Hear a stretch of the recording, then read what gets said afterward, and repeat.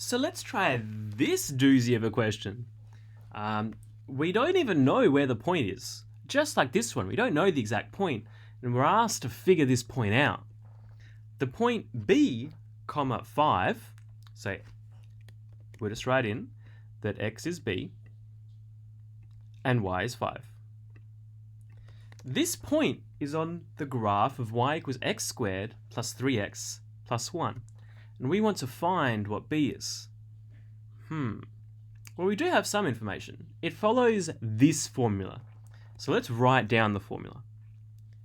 And then we can replace x with b and y with 5 and see what happens. Hopefully we'll get an equation that we can solve. So y I'll replace with 5. So I'll write this again with my therefore sign. Y I'll replace with 5. The equals, I'll just copy that down.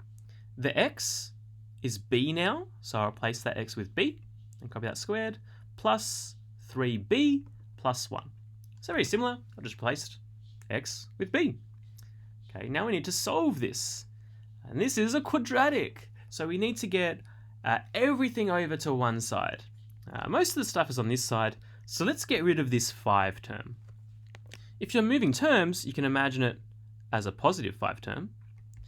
And for a positive 5 term, when you move it to the other side, it will become a negative 5 term, which means there'll be nothing left here. That'll be 0.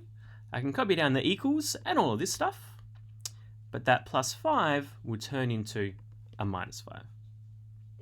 All right, getting closer. At least we've got 0 on one side.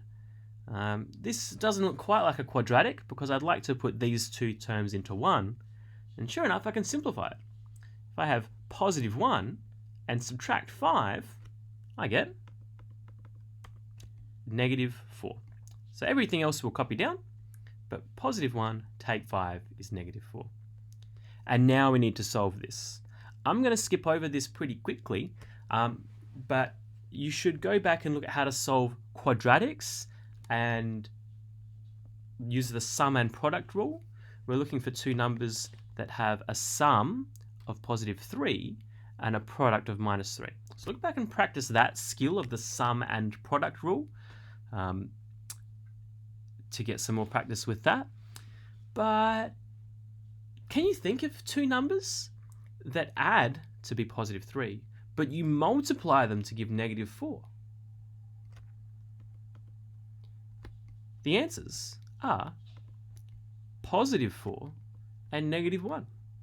4 minus 1 really is 3. And 4 times negative 1, positive times a negative is a negative. 4 times 1 is 4. So when we factorize, we had this expression, and now we can turn it into this factorized form, which is nice because the null factor law says that either this is 0 or this is 0. So either b is negative 4 from that solution, or b is positive 1 from that solution. And that is how you find b. So this was a little bit of a tricky one, combining a lot of different skills. So go back and practice those individual skills, especially practicing using the sum and product rule. You might see it called solving trinomials or quadratic trinomials, but I just like to call it the sum and product rule. Anyway, until next time.